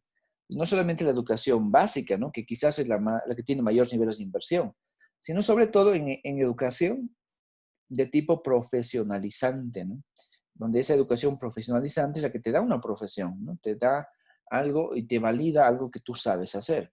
Por ejemplo, estamos hablando de una inversión en educación profesionalizante en ámbitos técnicos, ¿no? Así como en Bolivia le diríamos la rama técnica, pues básicamente esa es una prioridad allá por el Japón. Ese tipo de escenarios, ¿no? Nos dice que evidentemente el Estado puede ser un gran impulsor de la economía, pero ojo, eso funcionó muy bien en el Japón. ¿Será que esta es una experiencia que se puede replicar en otros países? ¿Será que esto que les comentamos como características de un estado de desarrollo japonés puede aplicarse como receta en países pobres, como por ejemplo los países africanos? Pues algunos politólogos y algunos incluso filósofos identifican que quizás la tesis del estado del desarrollo, tal como se lo ha presentado con el caso de Japón, tiende a ser normalmente una teoría, tiende a ser menos una teoría y es más una simple descripción. En otras palabras, Kant nos dice que lo que pasó en Japón no se podría aplicar en otros países. Y bueno, de hecho hay muchas razones también por las cuales podríamos quizás darle la razón a Kant de que efectivamente lo que pasó en Japón difícilmente con las mismas medidas y misma receta se puede aplicar en otros países. Y es que la propia idiosincrasia de cada ciudadano en cada país es muy diferente. Y por eso es que el estado del desarrollo se vuelve más una descripción de lo que sucedió y no así una noción de lo que podría llegar a ser si es que lo aplicamos, por ejemplo, en algún país como, digamos, Bolivia. Evidentemente, lo que se identifica es que si bien el Estado de Japón, pues actualmente tiene un muy buen sistema en varios sentidos, educativo, social, económico y demás, está muy bien organizado, pues ojo, inclusive un país muy desarrollado ahora, tuvo en sus inicios algunas falencias. Y en este caso, por ejemplo, hablamos justamente de Cade Cogli. Cogli nos recuerda, por ejemplo, lo que sucedió con el Japón en los años 50. ¿No? Justo Japón, después de haber sido bombardeado en la Segunda Guerra Mundial y haber sido intervenido militarmente por los Estados Unidos, pues se volvió una nación muy pobre. Entonces, 5 años le bastaron a los japoneses para en sí mismos verse como un país demasiado pobre. Entonces, si realmente Japón era muy pobre, era un país muy pobre, habría que decir qué tan pobre era. Si ustedes revisan los datos del PIB per cápita del Japón en los años 50, con seguridad van a notar que el PIB per cápita del Japón era equivalente al PIB per cápita de Bolivia. Entonces, ambos países, Bolivia y Japón, estaban en similitud de condiciones en los años 50. El PIB per cápita, un indicador de desarrollo común y tradicional además, pues decía que ambos países eran los mismos. Sin embargo, con el paso del tiempo, empezaron a aplicarse grandes diferencias. Y esas diferencias, efectivamente, luego se tornaron en lo que ahora vemos. Un Japón, que es un país muy grande, muy rico y altamente desarrollado, y quizás Bolivia u otros países latinoamericanos que han crecido, pero no tanto. Y que han crecido sobre todo en los últimos 10 a 15 años, pero no necesariamente por ser países que tienen alto nivel de capital, sino que han crecido por otras razones. Por ese motivo, al teorizar al Estado, tenemos que verificar si realmente habrá una teoría del Estado para el desarrollo económico o simplemente, como dice Kant, son meras descripciones. La cosa es que no tenemos una respuesta para ese interrogante, pero con el paso del tiempo, seguramente se van a encontrar más y más respuestas a este tipo de escenarios. Un segundo tipo de estado que aparece también dentro del análisis del desarrollo es el denominado estado neopatrimonial. Ok, ¿de qué se trata el estado neopatrimonial? Básicamente nos dice que el Estado opera sobre las relaciones que existen dentro de su propia sociedad, ¿no? Cliente a cliente le llaman. Y lo que hacen los países, por lo tanto, es apoyar las relaciones comerciales, pero de forma micro, de una forma bastante interna. Ese tipo de escenarios, ¿no? De las relaciones cliente-cliente que aparecen para hablar sobre el desarrollo en general, pues han sido bastante aplicadas, sobre todo en el África, ¿no? Entonces, en la evidencia teórica que aparece sobre el estado neopatrimonial, pues gran parte de este tipo de escenarios fueron aplicados en este continente. Por ejemplo, hay un escritor, Wally, nos dice que básicamente él está en contra de replantear las cosas, ¿no? De que evidentemente la economía debería ser eminentemente formal y gobernada por clanes y por gobernantes internos, ¿no? Como por ejemplo lealtades étnicas. Básicamente nos dice que cuando hablamos de las relaciones cliente-cliente, o sea, el entorno interno, no significa que evidentemente la población debería ser gobernada por clanes y solamente esos clanes son los que heredan el gobierno, sino que deberíamos hablar de un gobierno nacional. Evidentemente, ese estado neopatrimonial pues trata de enfocarse en esa problemática grande que tienen los africanos, de que los países han sido impuestos, ¿no? Un país ha sido dibujado por alguien que dijo, por aquí pasa un país, pero nunca respetaron quizás el hecho de que las tribus estaban en los límites y quizás que esas tribus tenían sus propias formas de gobierno y quizás esas tribus tenían además sus propias formas de aprovechar sus recursos naturales. En los años 2000, 90, sobre todo 80 con mayor fuerza y un poquito más atrás, muchos países africanos tuvieron grandes problemas, sobre todo en términos de guerras civiles. ¿Y por qué sucede la guerra civil?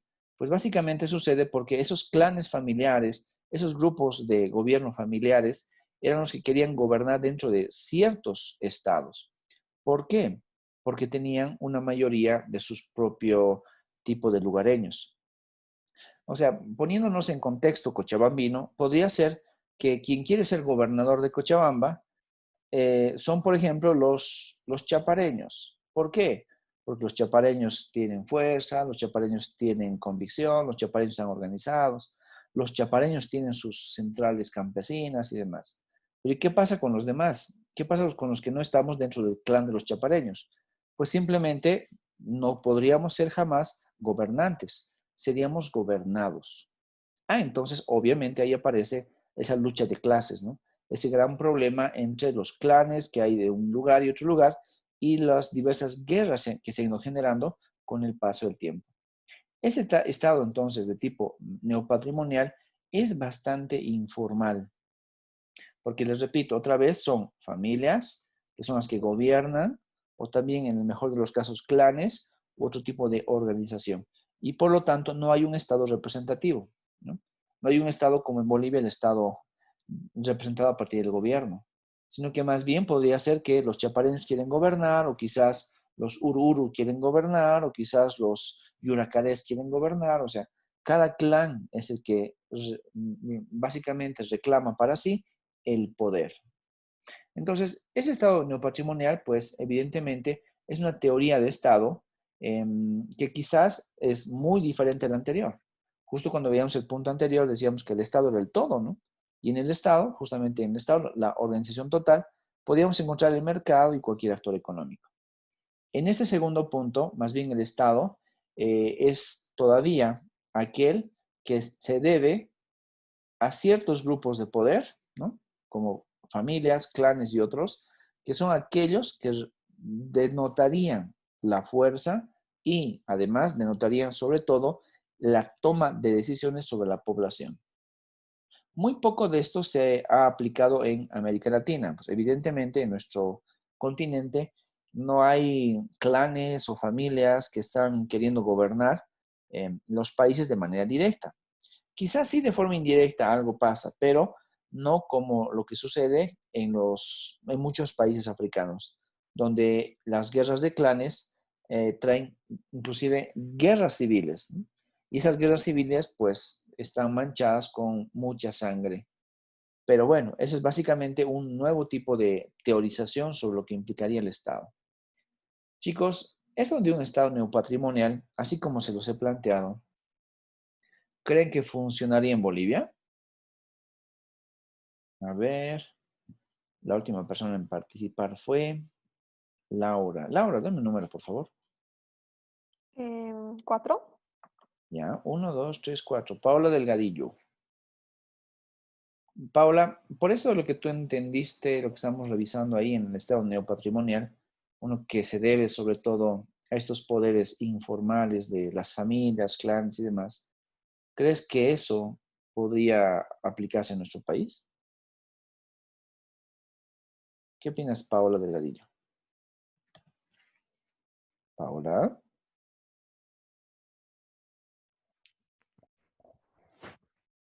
Listen, dime, Santiago. me acaba de escribir Pablo y dice que está, o sea, con su Zoom colgado. Ya. Bien, Santiago, tú entonces responde por Paula. ¿Está bien? Ya está bien. Ok. O sea, no creo que la verdad funcione un estado neopatrimonial en Bolivia, la verdad, por cómo, no sé, lo podría comparar, digamos, como a los varones del estaño, como algo parecido que ha pasado y que ha generado controversia y que en la revolución del 52 también se los vote, digamos, se nacionalicen todas sus empresas y eso, entonces no creo que podría volver a funcionar. Ok, genial. Buen punto de vista. Dame el número, Santiago, por favor. 5. 1, 2, 3, 4, 5. Nicolás Maldonado. ¿Qué opinas, Nicolás? Licem, ¿otra vez podría repetirme, por favor? Bueno, ese estado neopatrimonial se basa sobre todo en que el poder lo tienen ciertos grupos, como clanes, familias y otros tipos de organización de tipo informal sobre todo, ¿no? Y no así un gobierno representativo. Entonces, ¿tú crees que esto se podría aplicar en Bolivia o crees que se ha aplicado mejor en el pasado?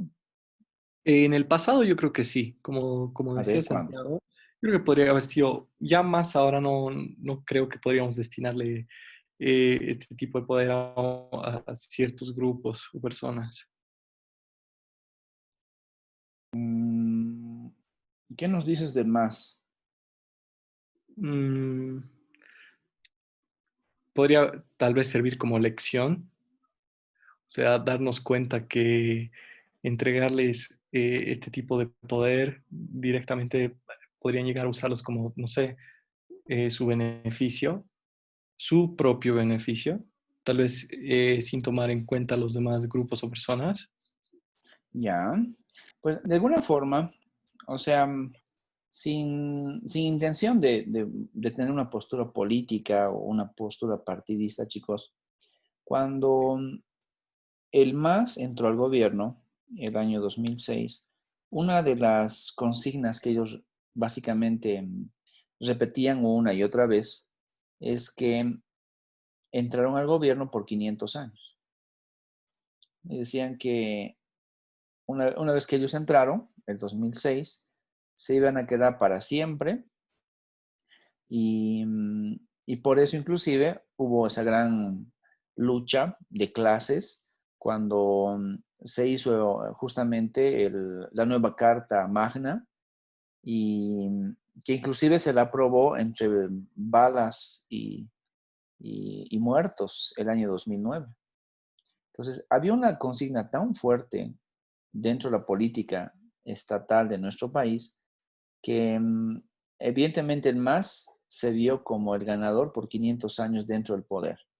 Algo muy parecido con lo que pasó con el FRI o el PRI en México, el Partido de Izquierda Revolucionaria, que ellos estuvieron casi 40 años en el poder y que, claro, provocaron lo que dice México que le provocaron, ¿no? Un, una, una economía de tipo, le llama la economía tracista, ¿no? Y algo parecido se decía el año 2006, 2007 y 2008, sobre todo con mayor fuerza, de que los nuevos gobernantes, el MAS, habían entrado por 500 años y que no importa lo que iba a pasar, ellos se iban a quedar dentro del gobierno. Y todo lo veían justamente desde un punto de vista así, bastante macro, ¿no? Decían, el MAS entró por 500 años. O sea, no decían que Evo Morales entró, ¿no? Decían el MAS. Entonces tenían esa visión de largo plazo, de que se iban a quedar en el gobierno así, por siglos. Claro, con el paso del tiempo, esa postura era un clan, ¿no? El clan masista, si quieren. Esa postura de clan fue mutando a algo quizás un poco más, no sé, digamos un poco más corrupto, cuando más gente se empezó a involucrar y vieron que cada vez que alguien asumía el gobierno, pues tenía mucha plata que manejar y también de alguna forma que aprovechar, ¿no? El tamaño del presupuesto anual de nuestro país, como ustedes saben, es pues enorme. Y tener 30.000 millones de dólares por año manejándolos desde el gobierno, pues era una gran oportunidad para hacer muchas cosas. Y quizás esos clanes, o ese clan masista que inicialmente ya decía que iba a tener el poder por 500 años, quizás poco a poco fue migrando a la parte familiar. Y cuando empezamos a hablar de la parte familiar, y empezó a caer dentro de un caudillo. Y quizás por eso también, después del 2009 en adelante, hicieron tantas cosas que nosotros conocemos perfectamente bien, porque las hemos vivido y además están ahí en los libros de historia. Y ya forma parte de la historia boliviana. Que evidentemente, cuando salió a la luz la nueva Carta Magna el año 2009, los señores del MAS dijeron que como están haciendo una nueva Bolivia, recién contaba ese periodo como primer mandato. Y el mandato anterior, del 2006 al 2009, no contaba, ¿no? ¿Y eso por qué? Porque en la Carta Magna solo se permite una reelección. Y claro, cuando ya empezaste tu gobierno en 2006, entonces tenías que terminar los 5 años después y estabas en el 2009. Entonces ya tenías miedo de que quizás te podían quitar el gobierno. Y por eso es que el 2009 se dijo que ese recién iba a ser el primer gobierno del MAS y años después hubo luego la primera reelección, ¿no? El 2014 en adelante. Entonces, del 9 hacia el 14 gobernaron con una nueva Bolivia, como si fuera su primer mandato, y del 14 al 19 ya era el segundo mandato recién. O sea, como dicen muchos abogados, ¿no? chicanerías que salieron por ahí. Pero quizás todo eso tiene mucho que ver con estas corrientes del desarrollo económico, ¿no? Que si bien se ha identificado bastante en otros países del mundo, como el África, pues en Bolivia casi, casi llegamos, ¿no? Casi, casi. Si tan solo se hubiera, no sé, aprobado esto de octubre del año pasado como una victoria y nadie hubiera dicho nada y todo el mundo hubiera aceptado y punto, pues con seguridad hubiéramos estado en este tipo de escenarios. Un estado neopatrimonial donde una persona tiene todo el poder, o una familia, o un clan, y los demás, bien, gracias, ¿no? Entonces, ese tipo de cosas, pues, han pasado. Evidentemente, como decía, pues, Santiago, que puede ser que haya sucedido en los años 1900, sobre todo con Patiño, Joshi y Aramayo, pero de alguna forma esos señores eran apolíticos, ¿no? O sea, si bien tenían grandes fortunas, eran los barones del estaño, eran bastante apolíticos. O sea, nunca vimos a un Simón y Patiño queriendo ser presidente, por ejemplo. Pero con el paso del tiempo, pues sí, tuvieron mucha influencia seguramente en los gobernantes. Y Bolivia entonces casi cae en un estado neopatrimonial hace 7 meses atrás, nada más, muy poquito tiempo. Pero eso es claro, es mi punto de vista. Por eso les preguntaba a ustedes si es que ustedes consideraban algo así para Bolivia. Y bueno, ni yo tengo la razón, ni tampoco voy a decir que ustedes no la tienen. Así que simplemente es un punto de vista, chicos. Y ahí va, ¿no? Segunda forma de ver el tema del Estado. Avanzando con esto, bueno, ahí nos dan algunas críticas. Evidentemente nos dicen que a muchos analistas, bueno, he identificado que en el África quizás no hay ese tipo de Estado neopatrimonial, sino que nos dicen más bien, usan el tema del Estado depredador. Bueno, aquí estados con mayúscula, me faltó la mayúscula, chicos. El Estado depredador, porque evidentemente lo que hace es tratar de acumular y robar mucho dinero para la élite gobernante. Entonces la élite se va a ir, pero cuando se vaya a retirar del gobierno, se va a llevar mucha plata del Estado, ¿no? Y eso es justamente lo que se identifica como un Estado depredador, que se ha aplicado bastante en el África, ¿no? Porque evidentemente tanta riqueza africana se ha ido consumiendo con el paso de los años que no se lo llevó una familia, sino sobre todo se lo llevaron los gobernantes. También se hace referencia a esto del robo de las élites gobernantes al término llamado estado de sombra, ¿ya? Entonces, se parece básicamente a la misma idea, pero es en un ámbito básicamente más de tipo informal, ¿no? Donde si bien alguien está gobernando, pues hay otro alguien que está aprovechándose de todo esto. Quizás esto podría ser un poco más aplicado a los varones del estaño en Bolivia, ¿no? El estado de sombra, porque había alguien que está en el gobierno como si fuera básicamente la persona imagen, pero había otros que se aprovechaban de la economía. También especulación mía, pura, mera especulación mía. Podríamos pensar en que evidentemente hace 7 meses atrás, quizás el gobierno del MAS tenía a alguien, a Evo Morales, ahí como la cara, una persona presidente del país, respetable en todo lo que significa, etcétera, pero existían otras personas que se aprovechaban de eso. Y había otros mandos medios que se aprovechaban bastante de todo tipo de cosas, como estas que han pasado. Y que de alguna manera podría ser también algo que pasó con los respiradores del mes pasado en Bolivia, donde presidenta, ministros, ellos que son la cara visible del Estado, estaban orgullosos de haber traído unos respiradores, pero mandos medios se estaban aprovechando, ¿no? Ese ámbito informal, los mandos medios, eran los que estaban sacando $1.000.000 porque solo por ser trámites y demás. Entonces, hay todavía bastante que hablar sobre este tipo de escenarios. Ojo que estamos viendo las teorías sobre el tema del Estado. Además, siguiendo la corriente macroeconómica, aparece esto, ¿no? El Estado rentista. Y este Estado rentista, pues, hace referencia a aquellos países donde evidentemente los gobernantes son los que se aprovechan, ¿no? Y viven de las ganancias que se genera sobre los recursos del país. Y muchos de esos recursos del país son normalmente recursos que vienen de la explotación de recursos naturales. La platita que tiene el país, pues viene de recursos naturales. Y esa viene con un flujo a veces muy, muy amplio, muy abundante.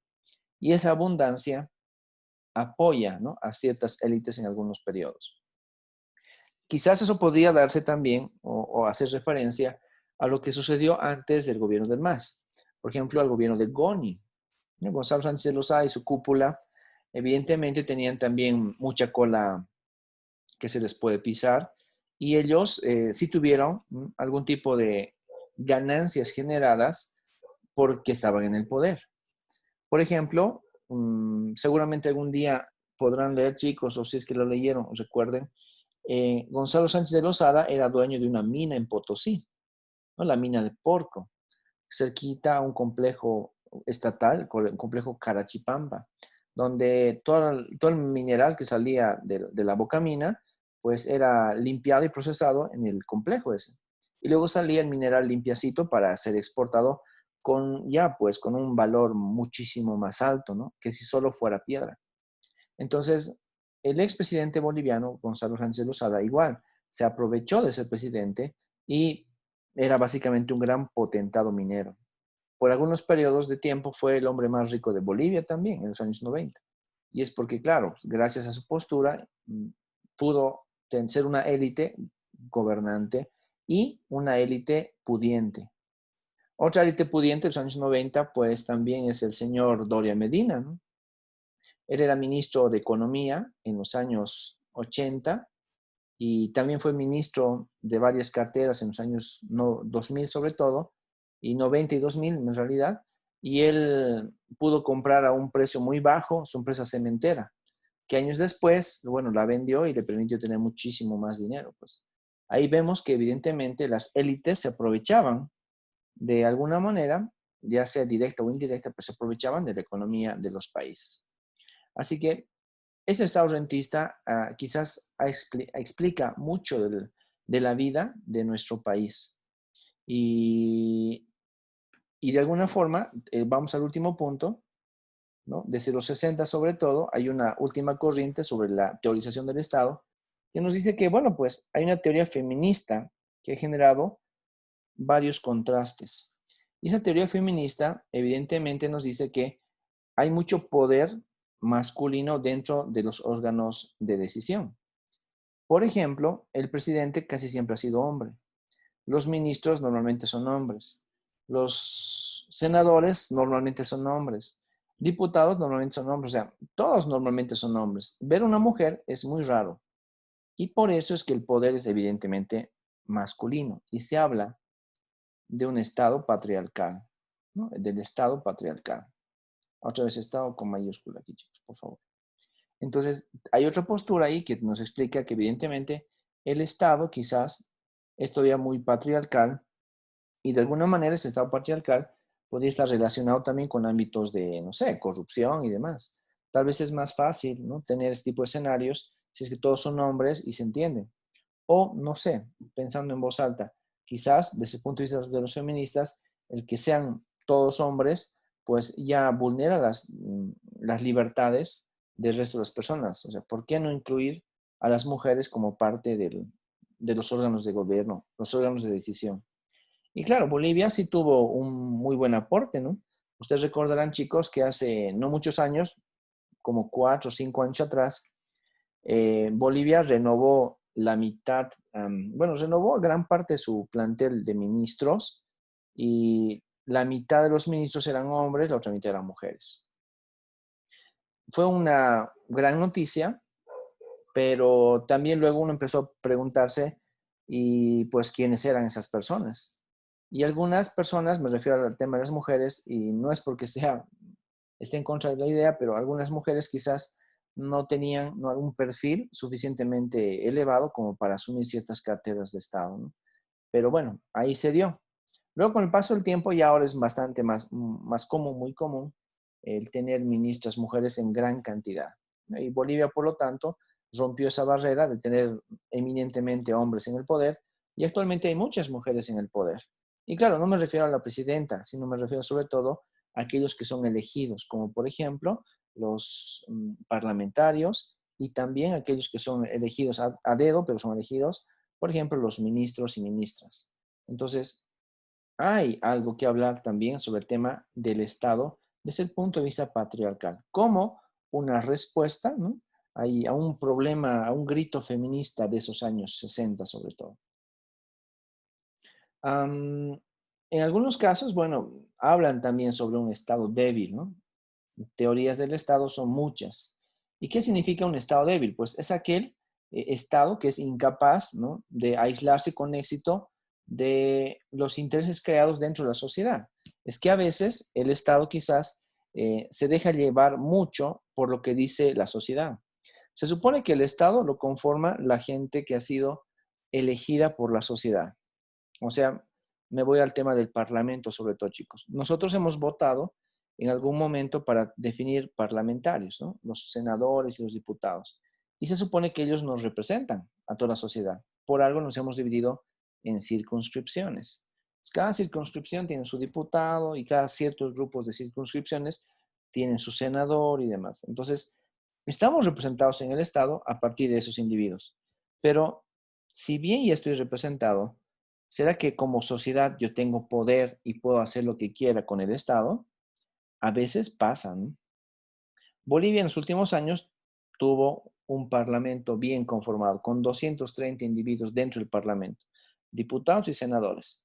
Pero a pesar de tener esa amplia representatividad, todavía había muchos grupos sociales que tenían mucho más poder que los grupos de parlamentarios. Entonces, estos grupos sociales, los movimientos sociales denominados en el anterior gobierno, pues tenían mucho más poder. Y obviamente no todos, ¿no? Son algunos nada más.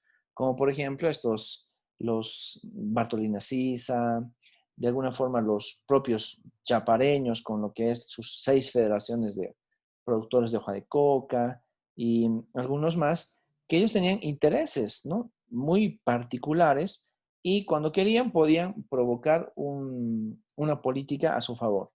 Entonces, tanta gente que hemos elegido como parlamentarios estaban, como decían antes, simplemente como levantamanos.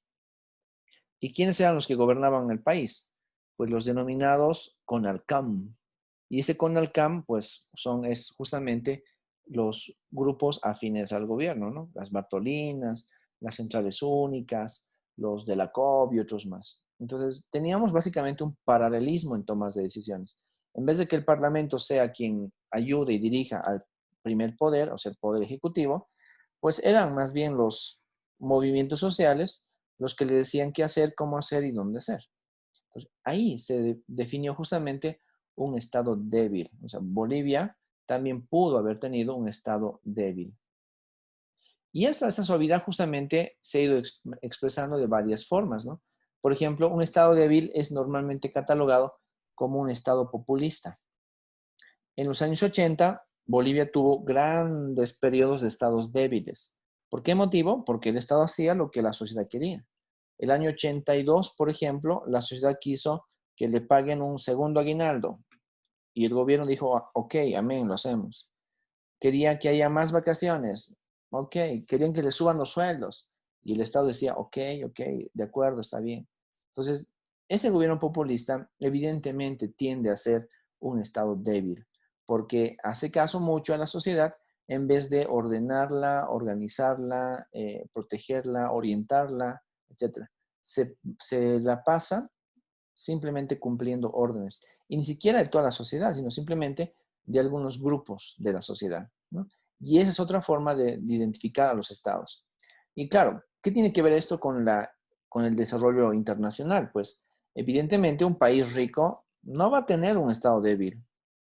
En cambio, un país pobre normalmente sí tiene un estado débil.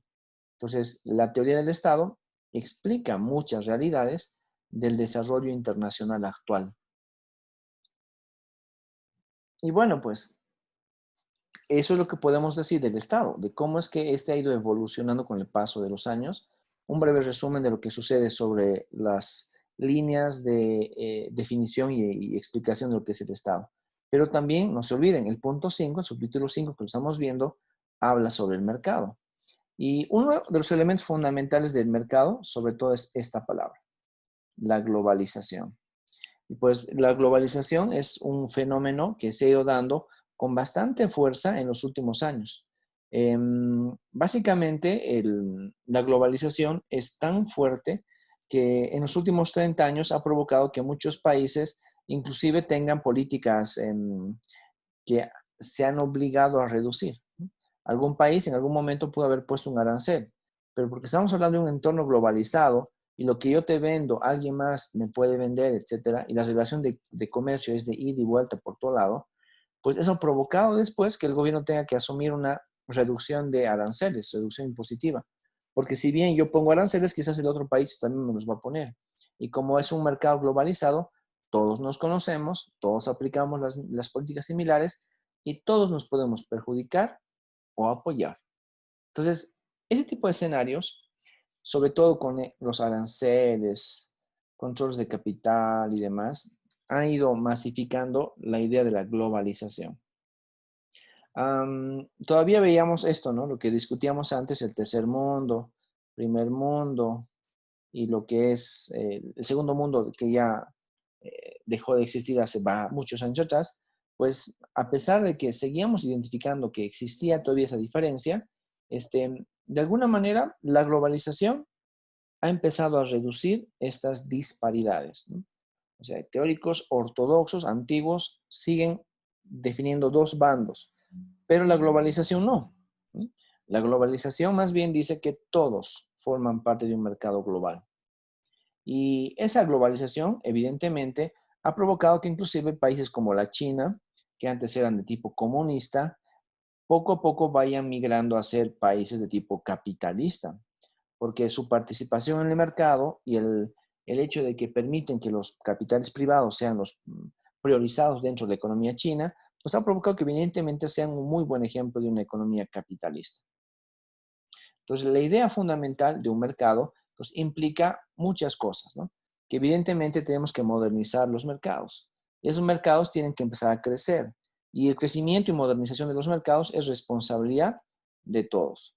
Como por ejemplo, la formación de este mercado de valores es una de las innovaciones, pero fundamentales, que ha permitido que el gran mercado global actual se pueda desarrollar tranquilamente. ¿Por qué el mercado de valores? Pues básicamente, chicos, como estamos en Bolivia y queremos comprar algo de la China, los usos horarios hacen que tengamos pues mucha diferencia en las horas de negociación. Entonces, si bien yo puedo estar aquí de noche, allá van a estar de día. Pero si hablamos de un mercado de valores, ese mercado de valores no duerme, está activo las 24 horas del día. Y el dinero y el capital puede fluir de continente a continente vía los mercados globales de valores. Y esos mercados de valores han ido evolucionando y han ido, sobre todo, profundizando la globalización, porque luego aparecieron este tipo de cosas, ¿no? Los swaps, luego los leasings, los futuros y un montón de herramientas de tipo financieros que ayudan a las empresas y a las personas en general a participar de un mercado cada vez más global y más dinámico. Esa facilidad de tener nuevos escenarios financieros justamente ha provocado un gran cambio, ¿no? Y una modernización del mercado mundial único. Y es algo irreversible, ¿no? Es difícil pensar ahora que en el futuro las fronteras van a volver a aparecer. Más bien por el contrario, las fronteras con el paso del tiempo están poco a poco desapareciendo. O sea, hay muchos teóricos que evidentemente están de acuerdo con la globalización, porque evidentemente indican que es un elemento que está permitiendo un gran avance del mercado liberal, ¿no? De la libre competencia dentro y fuera de los países. Y por lo tanto, como hay una libertad muy amplia a nivel mundial, pues eso está de la mano del crecimiento económico y del desarrollo en general. Pero también hay muchos otros que dicen que evidentemente la globalización puede no ser algo tan desarrollado, ¿no? Los que están a favor, evidentemente, dicen que sí. Hay muchos teóricos liberales que están a favor de este tipo de escenarios. Pero otros indican más bien que necesitamos globalizarnos un poco más. Y esa idea de necesitar mejoras en la globalización implica sobre todo el hecho de que a veces esa libertad de financiamiento no va a todos los países. Los que no creen, por ejemplo, dicen que mucha de la inversión extranjera se va a ciertos lugares, solamente a ciertos lugares, y encima son lugares quizás muy conocidos por los propios capitalistas. Y por lo tanto, la globalización no es tan global porque la gran parte de la parte financiera, o sea, el financiamiento para el comercio, se está quedando en determinadas zonas. Y hay algunos otros países, sobre todo países pobres o países en desarrollo, que no reciben suficiente o quizás nada de inversión extranjera. Y eso, por lo tanto, afecta a los propios estándares de la globalización, porque necesitamos no solamente un mercado global en términos de productos, también necesitamos un mercado global en términos de servicios. Y uno de esos servicios es, por ejemplo, el servicio financiero, ¿no? Entonces, por eso algunos dicen que la globalización todavía le falta, ¿no? Todavía no hemos logrado una efectiva globalización. Los bienes podrán entrar a cualquier país, pero los servicios, como los servicios financieros, no lo están logrando hacer. Y bueno, ahí les ponía justamente esta preguntita 5, ¿no? ¿Creen que el resurgimiento de la teoría del libre mercado ha llevado a una mayor desigualdad económica e inseguridad? A ver, 3 personas. A ver, Abigail participó. Francisco, ¿qué opinas tú de la actividad 5? ¿Sí me escucha? Sí, perfectamente bien. ¿Cuál era la actividad 5? ¿Le hicieron? A ver, ¿en qué? Reglamento de la teoría. Puta, sí, yo pensaba que... Lo que pasa es que yo siempre, me interesó mucho la teoría liberal. Entonces, si bien es muy buena para el desarrollo de las empresas y para el desarrollo privado, eventualmente genera una desigualdad que es notoria por el hecho de que eventualmente son los más ricos aquellos que generan más beneficios, o sea, y se benefician más de esta ideología, pero crea una brecha más grande de desigualdad con los pobres, que son los que salen menos beneficiados a final de cuentas. Y esta brecha de desigualdad eventualmente genera que exista inseguridad por el hecho de supervivencia, creo que de la gente, si es que no tienen plata, si es que no tienen ingresos, no van a poder sobrevivir, entonces se genera, no sé, como por ejemplo, así barrios súper peligrosos porque existe mucha pobreza, entonces si es que tú le das más pobreza a los pobres, vas a hacer que esa brecha se genere más y haya más pobres y eso genere más inseguridad, digamos. Básicamente así pensaba.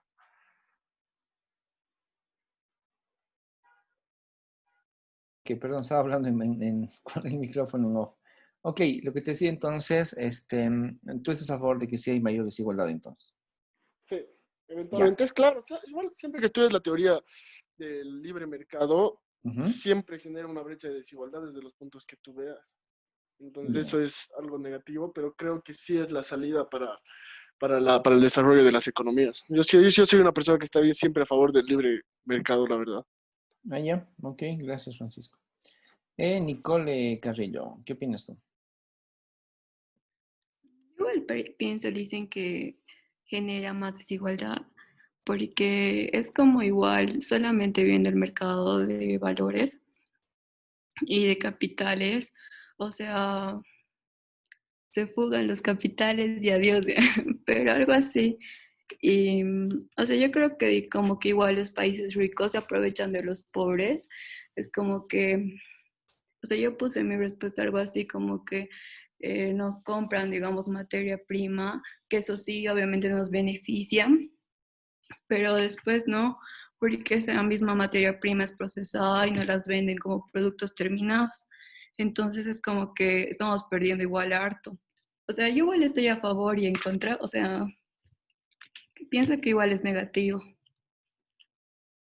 Ya, muchísimas gracias, Nicole. A ver, creo que estamos por terminar ya. A ver. Sí, estamos por terminar. Justo los últimos 2 puntitos.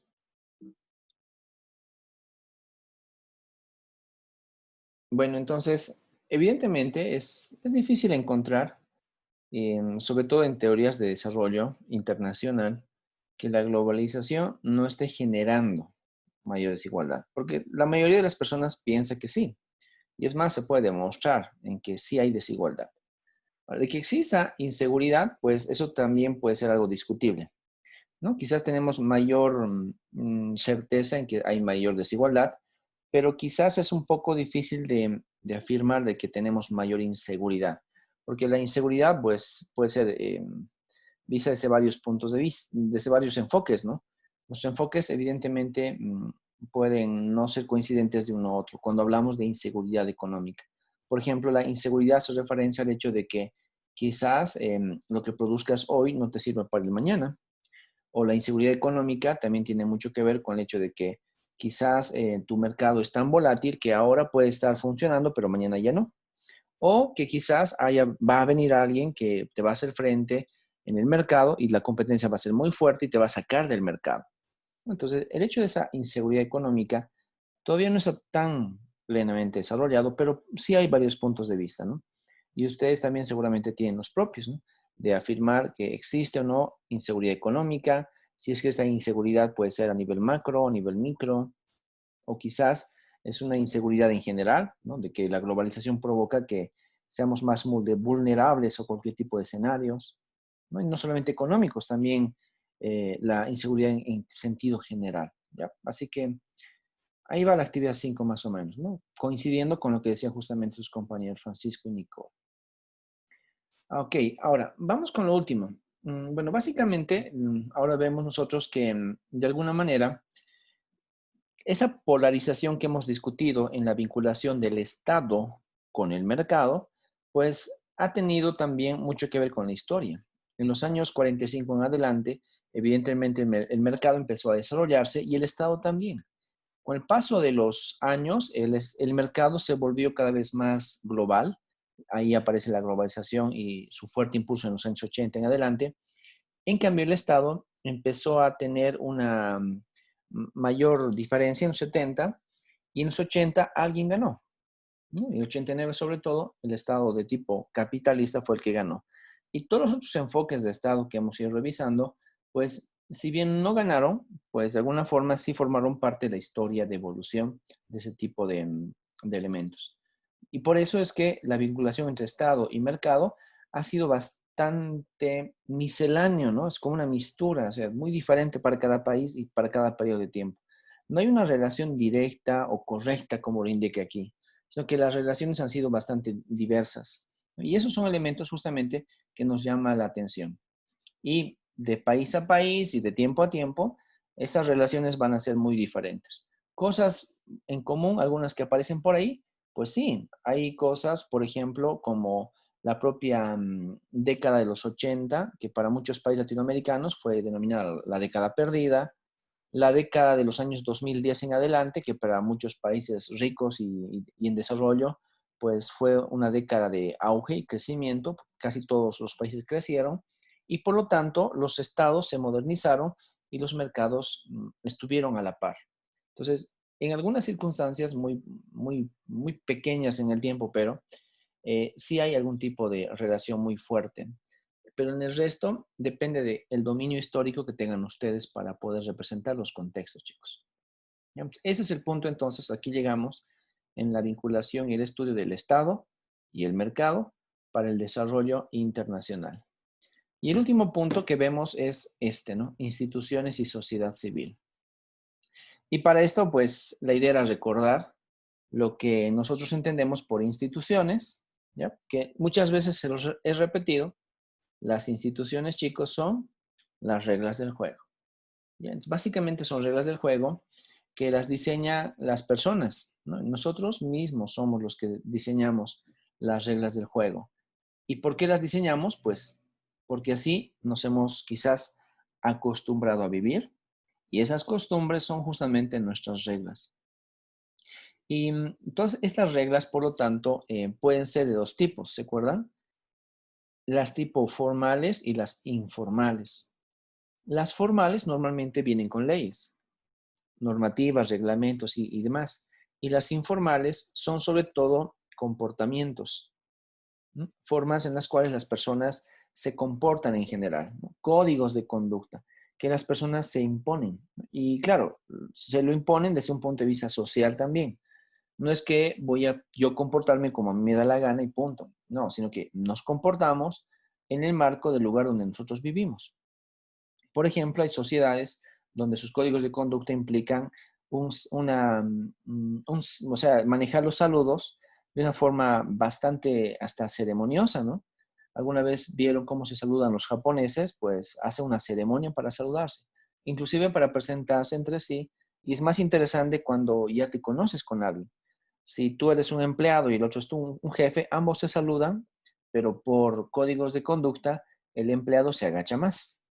Entonces, son cositas que uno va identificando. No están escritas, pero forman parte del comportamiento de las personas en las sociedades.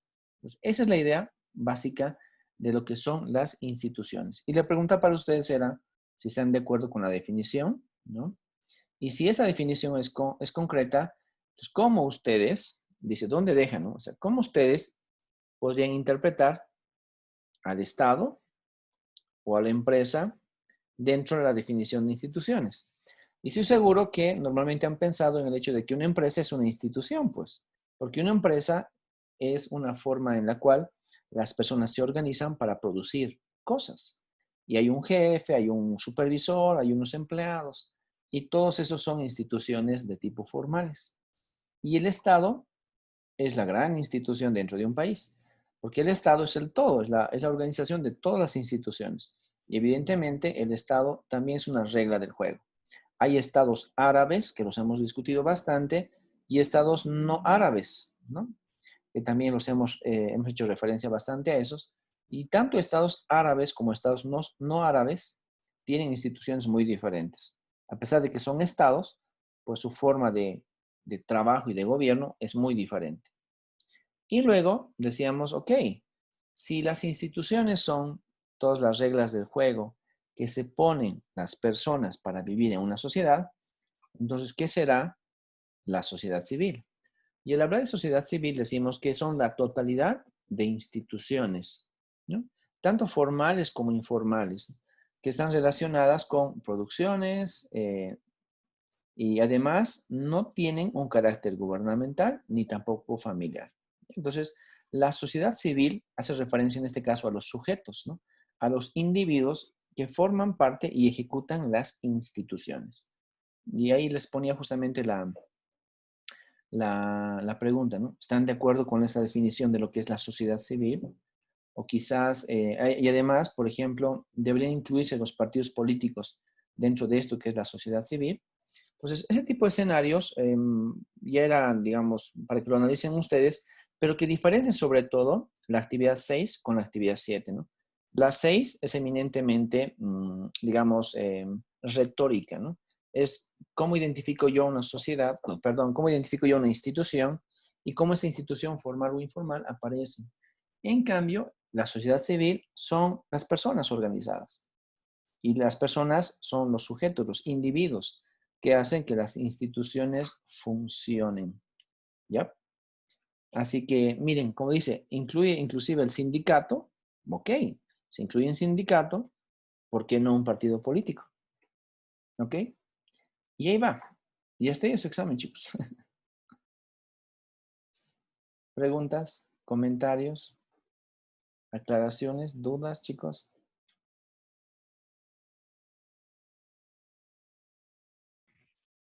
Creo que no. Ya. Magnífico, Santiago, gracias. Dicen, ¿cómo va a ser el examen mañana, más o menos? ¿O cuál es la idea? Pues similar al anterior. Un examen similar al primer parcial. Ojo que es solo la unidad 3, chicos. Es solo esto que ven hasta esta lámina. Ya es un examen de puntos de vista, sobre todo lo que hemos hablado, sobre las actividades. Claro, puntos de vista de ustedes, ¿no? No puntos de vista mío. Puntos de vista de ustedes. ¿Cómo es que ustedes entienden los puntos que hemos hablado? Y qué tanto recuerdan de lo que hemos hablado y qué tanto pueden profundizar sobre lo que hemos hablado también. Y es sobre la unidad 3 sobre todo. Listo, Liz. Entonces el examen es mañana, ¿verdad?